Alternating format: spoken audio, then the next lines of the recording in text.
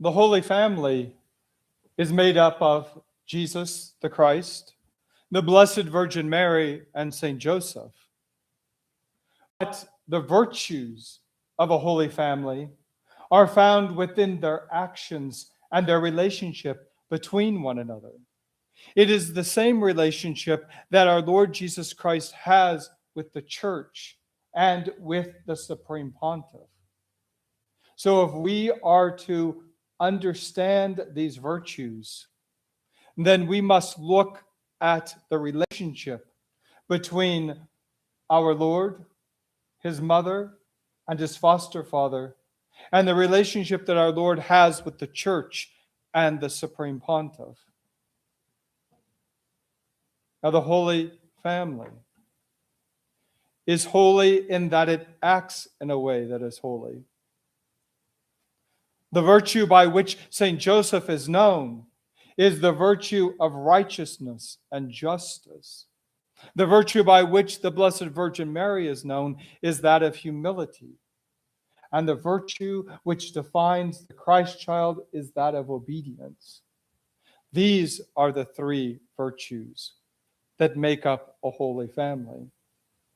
And they must be related to one another. Because our Lord Jesus Christ is God, he takes the first place, and so obedience is first. Without obedience, there is no humility. Without obedience, there is no justice. So he shows us how to be obedient to authority. Now, the word obedience comes from obeisance, which means to worship. So our Lord Jesus Christ shows us how to worship God the Father, how to do his will through the authority of men, that authority which has been given to men.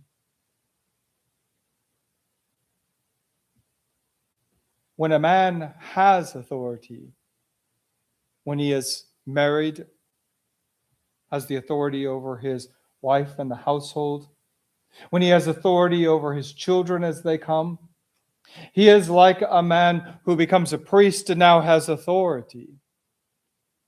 And the greater authority, the greater responsibility. A bishop has authority, and the bishop of Rome, a supreme pontiff, has ultimate authority. So that virtue must be the first virtue. We must be obedient to God in his divine revelation. And then we must receive in obedience what God reveals, which is called humility, to submit ourselves freely, without complaint and without compromise. And then we must act in righteousness and in a degree which is justice. So once a man has been given this authority, he now takes as his example the Holy Family, and as his example the relationship of Christ with his church and with the Supreme Pontiff.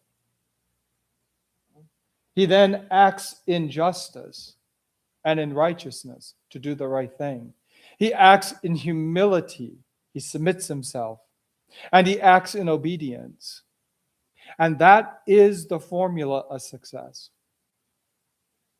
Every man, then, is really the foundational principle of whether his family will be holy or not.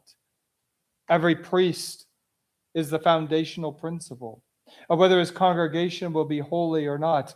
Every bishop, every supreme pontiff has that same responsibility. Today, on this feast of the Holy Family, we look at those virtues and we apply those virtues to our own self, to our own relationships. And from there, those relationships are redeemed. Or we have the example of the modern family, which is not based upon virtue, but based upon individual good. The individual goods of certain persons in the household, each of them vying for the authority, each of them vying to be responded to rather than to be responsible for. And this has created a modern disaster within our society.